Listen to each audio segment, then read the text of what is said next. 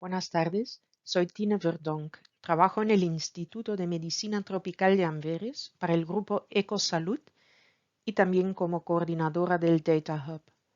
En esta presentación voy a mostrar también ideas y materiales preparados por Sarah Prim, quien cumple el rol de Data Steward en nuestro instituto. El título de la presentación es Movimiento Open Science, ¿qué ventajas y desventajas trae consigo el acceso abierto a la información científica? Es la primera vez que intento resumir mis ideas sobre el tema de la ciencia abierta. En ese sentido, esta presentación es un paso en un proceso que aún no ha terminado y en el que algunos aspectos aún están inmaduros. Este es el resumen de la presentación. Para empezar, intento demarcar la ciencia abierta, aunque sea para esta presentación. Luego, tomo unos minutos para presentar los valores y principios que sustentan la ciencia abierta o que deberían sustentarla según la UNESCO. Seguir el movimiento tiene implicancias para nuestro trabajo. Además, crea oportunidades. El quinto punto es el núcleo de la presentación. En el fondo, quiero compartir con ustedes algunas preguntas clave que me persiguen, que me preocupan. Luego, quiero explorar algunas opciones o caminos a seguir para institutos e individuos y al final de la presentación listo todas las fuentes que he utilizado. Estas diapositivas están disponibles a través del repositorio llamado Open Science Framework, la abreviación es OSF. El código de este material es osf.io/4m68y. Empecemos con mi intento de demarcar o de definir la ciencia abierta. El movimiento de la ciencia abierta es un movimiento fuerte y creciente. Es algo multiforme, no se deja demarcar bien porque uno lo puede mirar desde muchas perspectivas. Claro, existen definiciones, pero una cosa es imponer una definición de arriba hacia abajo y otra cosa es intentar documentar lo que ocurre en la vida real, en la experiencia de las personas involucradas.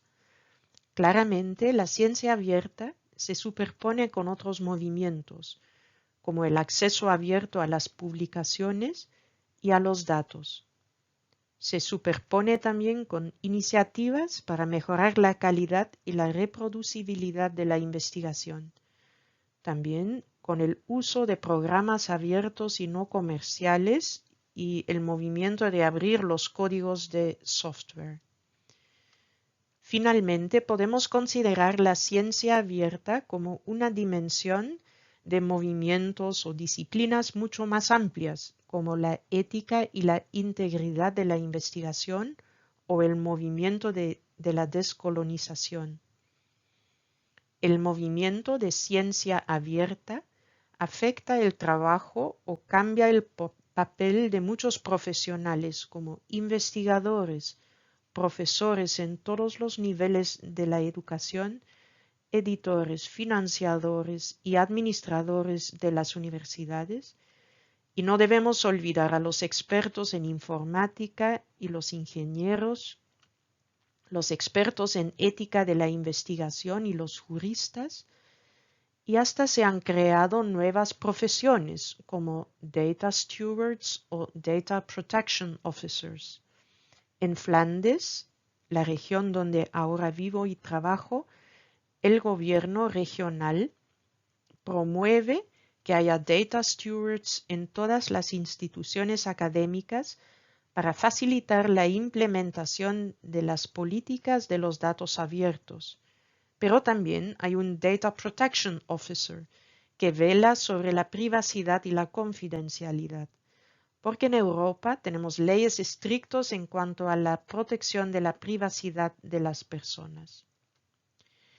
Y lo que puede ser más importante aún, el movimiento cambia el rol de todos nosotros como ciudadanos, como miembros de la sociedad, porque se supone que somos actores destacados del movimiento.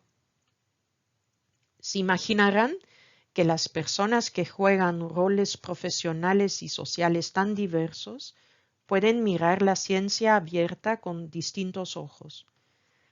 En esta presentación miro sobre todo desde este lado de los investigadores, profesores, revisores y ciudadanos, porque son los roles que me tocan y donde puedo tener experiencias por compartir.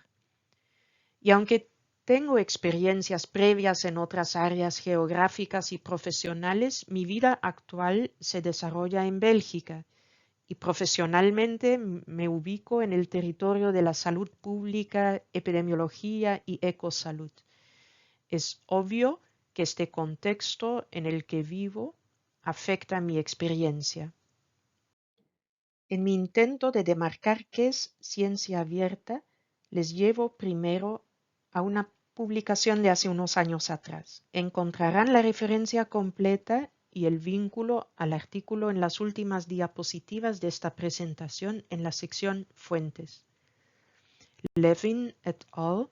Dicen en la introducción de su artículo que la idea central de la ciencia abierta es de intercambiar recursos e ideas, ponerlos a disposición del público general de manera gratuita para su uso futuro. Dentro de esto hay un supuesto clave que quiero enfatizar. Esta es una traducción literal de una frase del artículo: la promoción de la apertura de múltiples cosas para múltiples grupos de personas y en múltiples niveles y geografías fomentará la igualdad, ampliará la participación y aumentará la productividad y la innovación en la ciencia. Con esto introduzco mi primera pregunta. ¿Es demasiado ingenuo este supuesto clave, que la ciencia abierta fomentará igualdad, participación, productividad e innovación? El dibujo muestra algunos pasos entre datos crudos y conocimiento. Los datos crudos no tienen un sentido único o espontáneo. En el camino se añaden colores y conexiones, y ese proceso es necesario. Y esto implica que datos abiertos pueden ser usados e interpretados de muchas maneras. El dibujo sugiere que hacer conexiones es importante, es necesario para llegar a un estado de sabiduría. Sin embargo, hay personas que pueden ver un caballo alado en los datos. Podemos suponer así nomás que cuando damos acceso a los datos, que serán usados sobre todo para fomentar igualdad, participación y otras cosas positivas? Dejemos de lado el caballo alado para ver un ejemplo real. El Framingham Heart Study es un estudio de cohorte muy conocido. Es un estudio ejemplar, un estándar de oro en el mundo de la epidemiología.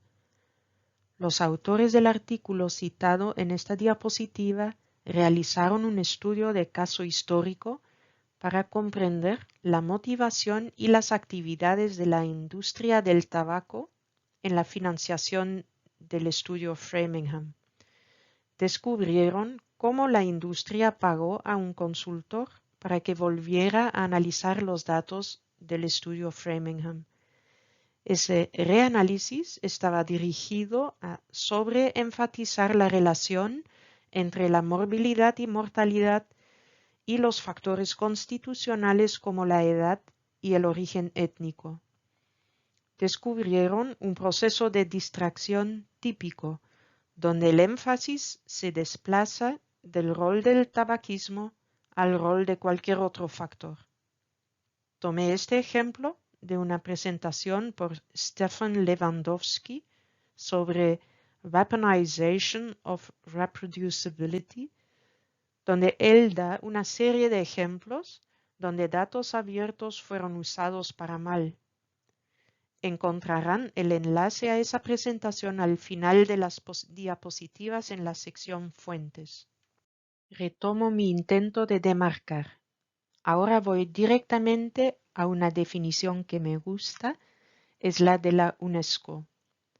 La parte verde dice que en la ciencia abierta se incrementan las colaboraciones científicas y el intercambio de información en beneficio de la ciencia y la sociedad. En color celeste, la ciencia abierta hace que los conocimientos científicos multilingües sean accesibles para todos y reutilizables para todos. Y en color rosado, se abren los procesos de creación, evaluación y comunicación de los conocimientos científicos a los agentes sociales más allá de la comunidad científica tradicional. ¿Suena bien? Pero me pregunto cuánto de esto realmente logramos en nuestra práctica diaria. Tal vez nos ayuda la elaboración que propone el documento de la UNESCO. En verde, conocimiento científico abierto implica abrir varias cosas: publicaciones, datos de investigación, recursos educativos, programas informáticos y equipos informáticos. En rosado, la infraestructura de la ciencia abierta puede ser virtual o física. Ahora pasamos a los temas álgidos, que en mi experiencia son mucho más difíciles de lograr y que requieren más atención. En color naranja, la participación de los agentes sociales se puede realizar a través de la financiación colectiva, la producción colectiva, el voluntariado científico y la ciencia ciudadana y participativa. Y finalmente, en color celeste, el diálogo abierto con otros sistemas de conocimiento. Y con eso se refieren a pueblos indígenas, investigadores marginados y comunidades locales. Me pregunto cuántos académicos exitosos en el sistema actual estarían dispuestos a considerar este tipo de diálogo. Levin et al.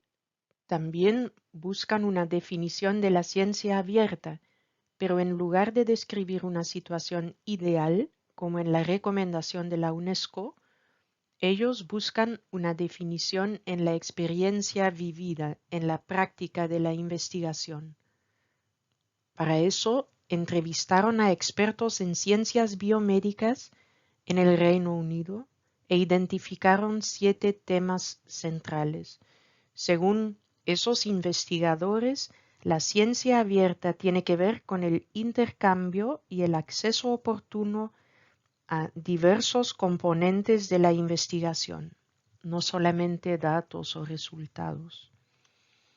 Tiene que ver con normas sobre el formato y la calidad de los componentes de la investigación, es decir, estandarización. Tiene que ver con metadatos y anotación, colaboración y cooperación con colegas y comunidades, libertad para elegir los lugares y las estrategias de difusión de la investigación, sistemas transparentes de revisión por pares y el acceso a componentes de investigación en contextos no occidentales o no académicos. En el mismo estudio, los investigadores también contaron qué factores afectan sus prácticas de apertura. Mencionaron 9 categorías: la existencia de repositorios y bases de datos para datos, materiales, software, modelos, protocolos; la competitividad en los ámbitos académicos; la naturaleza digital de la investigación; los sistemas de créditos en la investigación académica; las estructuras de carrera profesional; colaboraciones con socios industriales o intentos de comercialización; modelos y directrices para la propiedad intelectual; puntos de vista gubernamentales sobre el estatus y el papel social de las universidades; y las diversas y a veces contradictorias políticas gubernamentales sobre ciencia abierta. En fin, las decisiones sobre qué hacer abierto y cómo y cuándo varían mucho y dependen de la ética y la estructura jerárquica del campo y la comunidad de investigación, la dificultad técnica y el trabajo que conlleva la difusión de recursos y resultados, la existencia de infraestructuras utilizables y el grado de competitividad y los intereses comerciales. Así que la apertura puede tener muchas caras, y algunas de esas caras pueden ser más prominentes, más conocidas que otras. Mi segunda pregunta es, ¿el movimiento de la ciencia abierta privilegia unas disciplinas de investigación sobre otras? En el área de la salud pública nos preocupan la morbilidad y la mortalidad, es decir, el lado derecho de la figura, los factores downstream. Aquí vinculamos los problemas de salud con el acceso a medicinas y hospitales, con el manejo clínico y con los comportamientos de riesgo. Ese lado derecho es el lado de la epidemiología clásica, de los estudios analíticos como cohortes y ensayos randomizados. Por el lado derecho, las investigaciones son hasta cierta altura reproducibles y los resultados pueden ser predecibles. Siempre y cuando se protege la privacidad, tiene sentido compartir procedimientos y datos y compararlos. Pero si miramos el lado izquierdo, los factores más upstream, entramos al mundo de la complejidad, interacción entre factores, la política, la importancia del contexto, la incertidumbre y lo imprevisible. El lado izquierdo no es menos importante, pero es distinto. Aquí necesitamos las otras caras de la ciencia abierta y de la reproducibilidad, las caras menos conocidas. Si esto les interesa, recomiendo la presentación por Sabina Leonelli, Las muchas caras de la reproducibilidad. El hipervínculo está al final de esta presentación. Pasamos a los valores y los principios de la ciencia abierta según la recomendación de la UNESCO.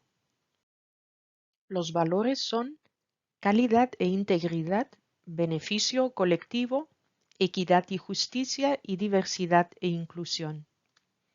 Los principios son la transparencia, control, crítica y reproducibilidad, la igualdad de oportunidades, la responsabilidad, el respeto y la rendición de cuentas, la colaboración, participación e inclusión, flexibilidad y sostenibilidad.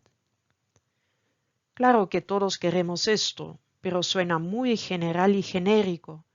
Sin embargo, este resumen me ayuda a proponer mi tercera pregunta.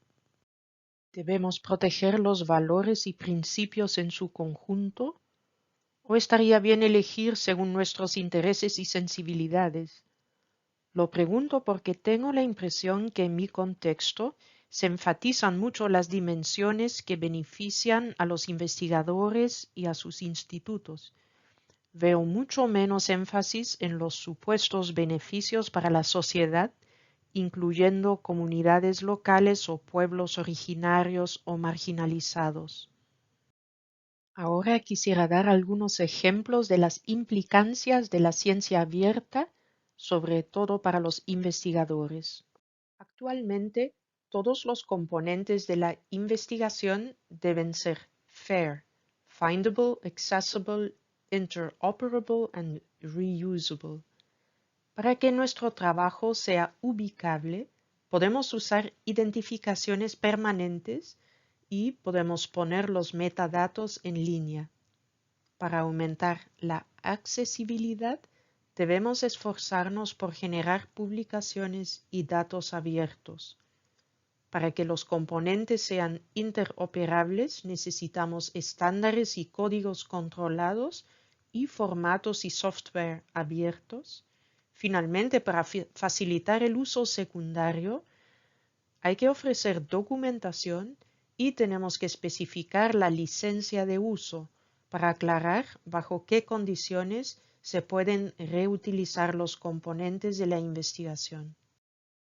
Aquí muestro un ejemplo de una identificación permanente al nivel del investigador, para que los investigadores seamos ubicables. Se trata de la F de FAIR, el hecho de ser findable, ubicable. Este es mi perfil en el sistema ORCID. Mi código único en ese sistema vincula una buena parte de mi trabajo académico, publicaciones, proyectos, revisiones para revistas, mi empleo, etc. Este sistema también me ayuda a distinguirme de otras personas con el mismo nombre. Creo que ORCID es el sistema más conocido internacionalmente para identificar a los investigadores. Es gratuito. Lo único que tenemos que hacer es actualizarlo de vez en cuando, aunque algunas actualizaciones pueden realizarse de manera automática, por ejemplo, las revisiones por pares y las publicaciones. También existen sistemas de identificación permanente para los institutos, como el ROR. Aquí ven el ID de esta universidad. Finalmente, un ejemplo de un ID permanente para un componente de investigación. Este ejemplo es un protocolo de un estudio que compartimos a través de la plataforma Figshare, un repositorio gratuito. Este componente, el protocolo, tiene un DOI único. Este es su identificación permanente.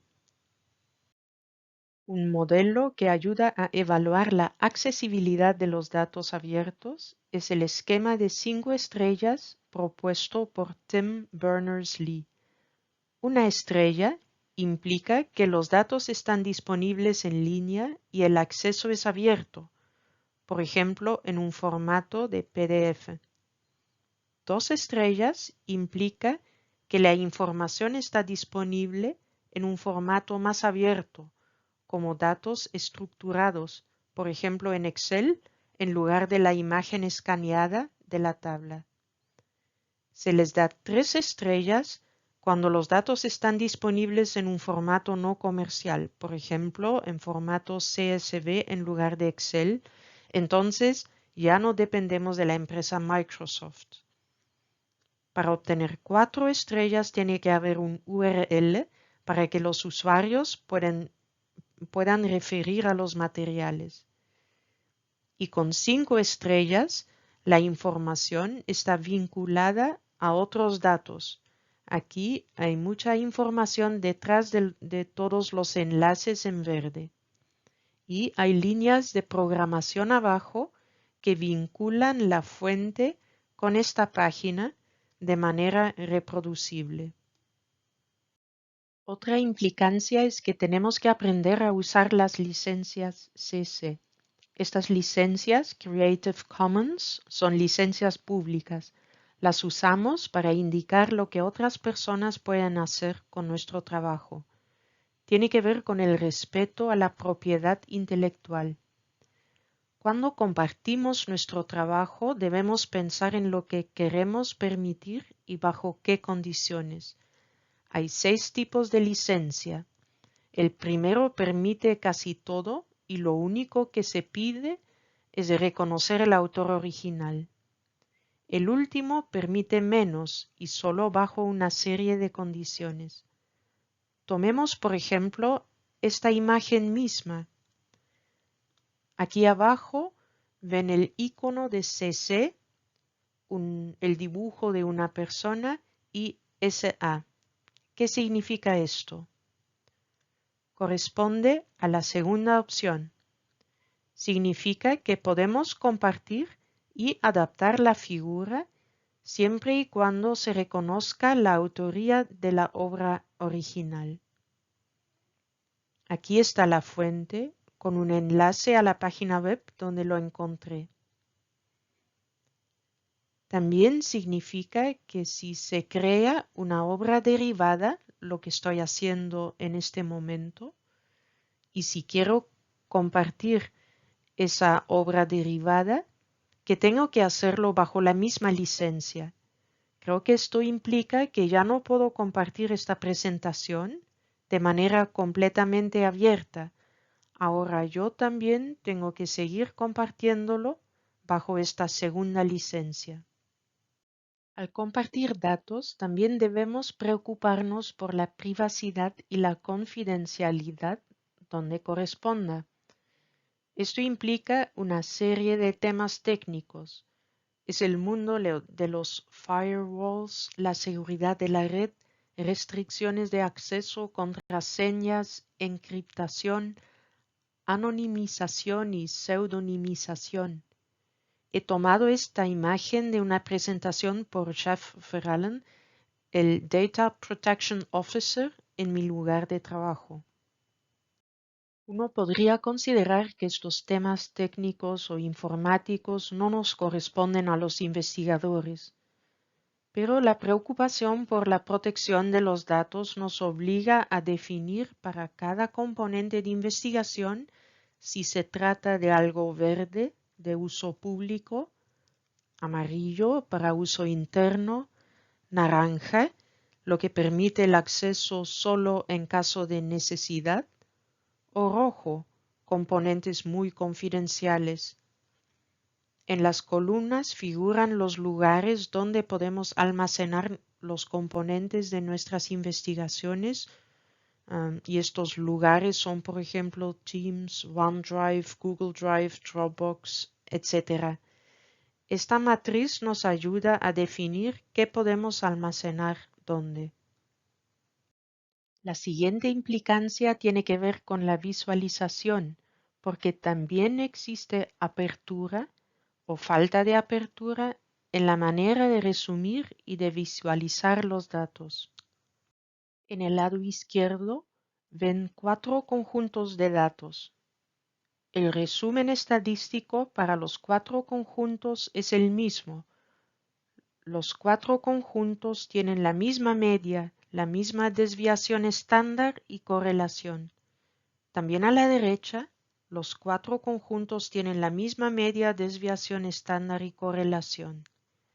Esta figura demuestra que el resumen estadístico puede esconder patrones muy heterogéneos, como para el cuarteto a la izquierda, pero también puede ocurrir que el resumen estadístico no esconde nada importante, como en el lado derecho.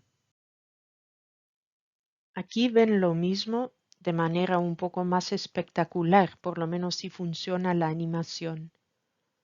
Los datos muestran patrones muy diversos, muy distintos, sin afectar media, desviación estándar o correlación. Entonces, si queremos seguir los principios del movimiento de apertura, tenemos que pensar sobre cómo resumimos y cómo visualizamos nuestros hallazgos. Claramente, la estadística de resumen no basta. Aquí ven ejemplos de gráficos. Los de la izquierda son más abiertos, los de la derecha son más cerrados. A estas alturas, la cuarta pregunta de esta presentación es obvia.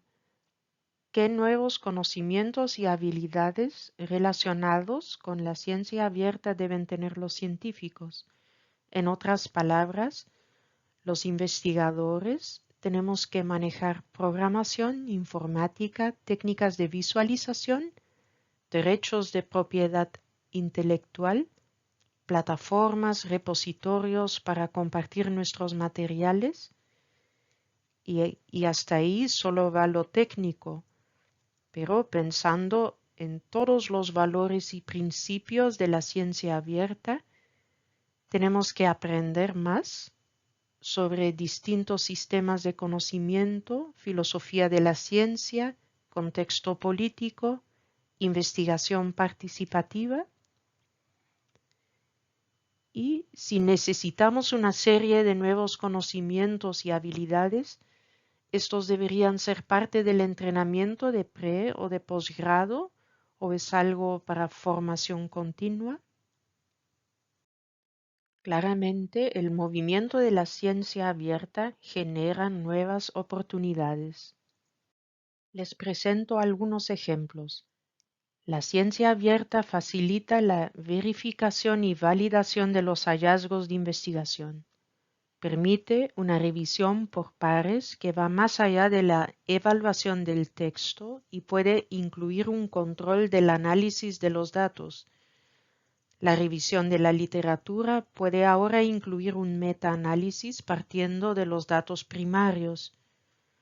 Algunos procesos de investigación pueden ser más eficientes y estandarizados. Podemos llegar a nuevos descubrimientos al combinar datos, y sería lógico suponer que el movimiento apoya a la investigación participativa e interdisciplinar. Pero me pregunto si en la práctica realmente se están aprovechando las oportunidades. Y a un nivel más concreto, ¿quiénes están aprovechando las oportunidades? ¿Realmente está mejorando la revisión por pares? Ya es súper difícil encontrar revisores. ¿Vamos a pedirles ahora que reanalicen los datos? ¿Quiénes estarán dispuestos a hacerlo? ¿La investigación se está volviendo más participativa? ¿Hasta qué punto ocurre el open washing? Open washing ocurre cuando personas e institutos pretenden ser muy abiertos, pero solo cuando les conviene y para servir sus propios intereses.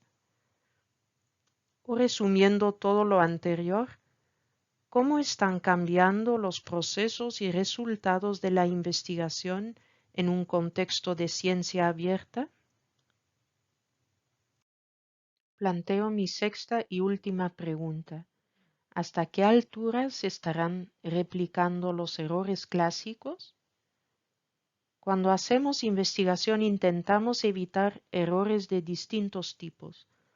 Los errores más conocidos son el error aleatorio y el sesgo. Luego está el spin.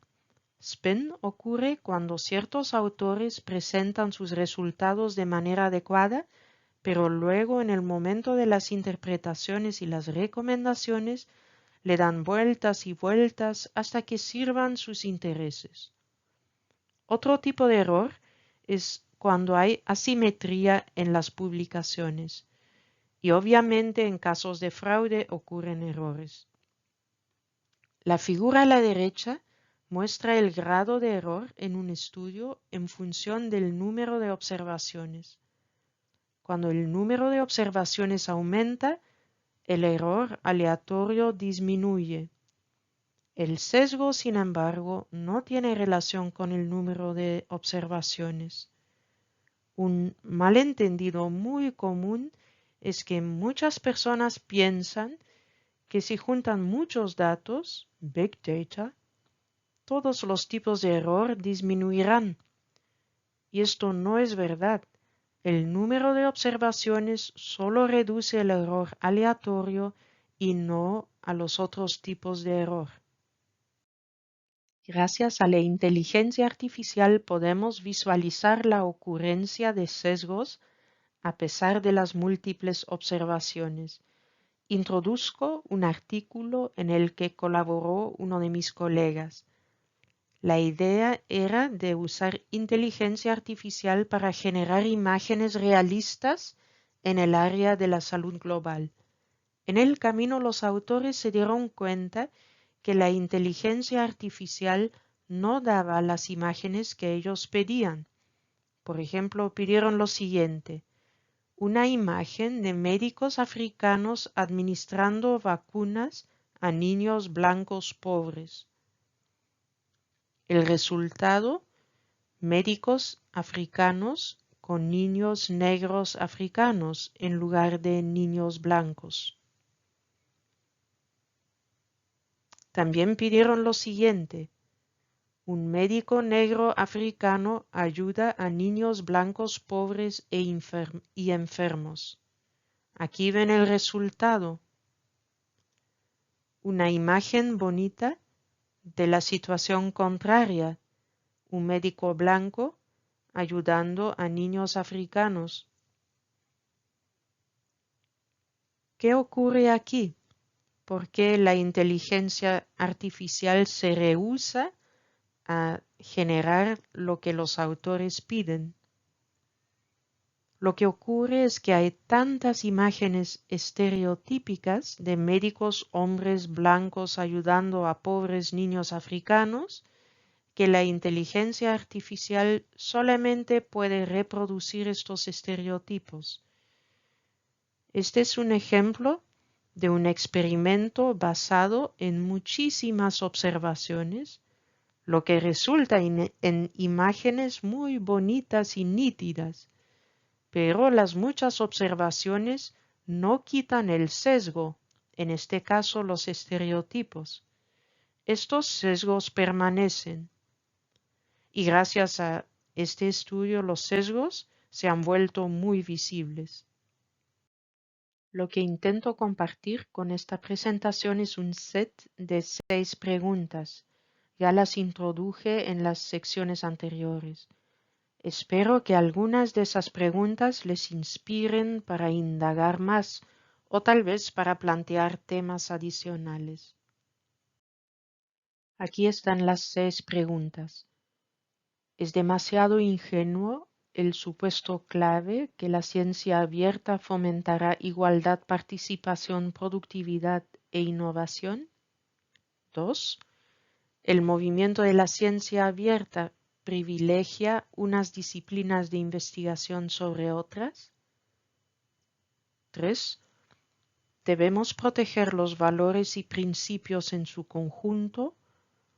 ¿O estaría bien elegir según nuestros intereses y sensibilidades? 4. ¿Qué nuevos conocimientos y habilidades relacionados con la ciencia abierta deben tener los científicos? 5. ¿Se están aprovechando las oportunidades? Y 6. ¿Se están replicando los errores clásicos? No quiero terminar con preguntas abiertas solamente, así que ofrezco algunas ideas tal vez inmaduras sobre los caminos que podríamos seguir. ¿Cuáles son nuestras opciones? A nivel institucional pienso en lo siguiente. Me parece importante velar por todos los valores y principios de la ciencia abierta y no solamente los que convienen o contribuyen al éxito a corto plazo. Institutos deberían valorar diversidad de disciplinas, tradiciones y sistemas de conocimiento y por ende evitar políticas de talla única de arriba hacia abajo. La apertura está estrechamente vinculada con los incentivos y las perspectivas de carrera para los científicos.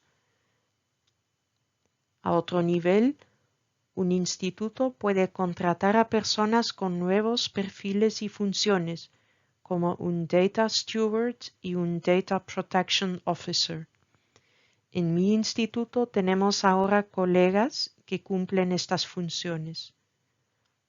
También se puede establecer nuevos comités y unidades, como por ejemplo un comité de acceso a datos o un Data Hub. Tenemos que evitar cuidadosamente el open washing y creo que los científicos necesitamos apoyo para que podamos compartir nuestros recursos e ideas a pesar de los diversos obstáculos. En mi instituto tenemos un Data Access Committee. La mayoría de nuestros sets de datos no pueden ser compartidos de manera completamente abierta por razones de confidencialidad. A través de este comité podemos compartir ciertas cosas específicas con ciertas personas de afuera bajo condiciones claras. Me parece una solución elegante para esta tensión entre apertura y protección de la confidencialidad. Gracias a este comité podemos a la vez compartir y proteger. Otra iniciativa institucional es nuestro Data Hub. Es un espacio de reflexión sobre distintos tipos de datos. Una idea central es que una cadena es tan fuerte como su eslabón más débil. Queremos estudiar, mirar los procesos desde el plan para la colección de datos o la no colección de datos hasta el uso de la información para las decisiones. ¿Enfocamos nuestro trabajo en los eslabones más débiles o en los eslabones donde tenemos experiencias relevantes para compartir? Y a nivel individual, creo que debemos entrenarnos en ciencia abierta y sus implicancias. Tenemos que aprender a navegar este territorio en evolución. Esto incluye aprender a buscar apoyo de expertos. Toca mantenernos firmes en temas de validez. Sigue siendo esencial que evitemos errores de todo tipo. Les invito a considerar las múltiples caras de la reproducibilidad. Debemos abrirnos a distintos sistemas de conocimiento y existe una variedad de formas para ser más abiertos.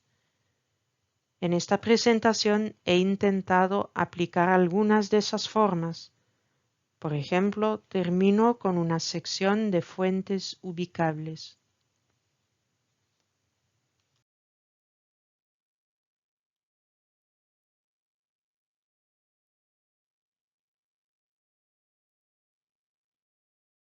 Muchas gracias.